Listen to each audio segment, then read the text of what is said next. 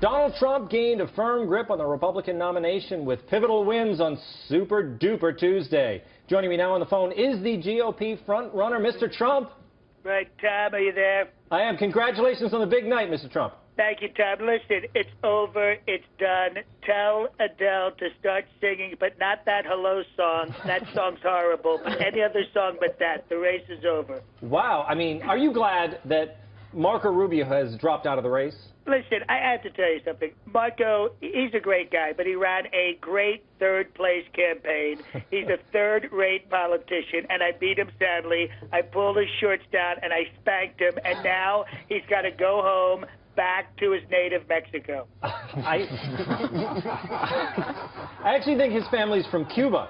That's what I said. He's got to go back to Cuba. The technology at Fox is really bad, Tom. You got to upgrade. Right. Now, you did lose one state, Ohio, to John Kasich. How do you feel about that? Well, listen, Tom, I watched this man speak. He was almost crying. He seems always on the verge of tears. But I'd expect that from a Democrat, not from him. You know, we can't have a president that cries. I've never cried. You know, I could sit in a room chopping onions and watching Marley and Me, and I wouldn't cry. You know, Melania, the tears go on like crazy. I don't cry, not a single tear. I've never cried. And also, Tom, I don't sweat. You don't cry or sweat? No, I haven't produced any bodily fluids ever in my entire life.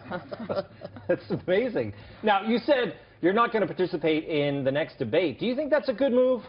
Everything I do is a good move, Tom. If I made one wrong move this entire time, I don't need to go to the debate. Not going to the debate, I'll get more press than I would if I went to the debate, which I would win anyway. In fact, I've already won. If you go online and look at the polls, I've already won the debate, and it hasn't happened yet.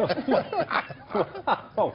I'm going to check that out. Now, you've said there will be riots if you don't get the nomination. Yes. Is that something you really believe? Tom, listen, I've got to be honest. There's going to be riots, but these are going to be the best riots you've ever seen. These are going to be phenomenal riots, some of the best riots ever. You know, frankly, America doesn't riot anymore. China, Mexico, they've got all of our riots. You know, we're losing our riots to China. But I promise you, if I do not win the nomination, I will make America riot again.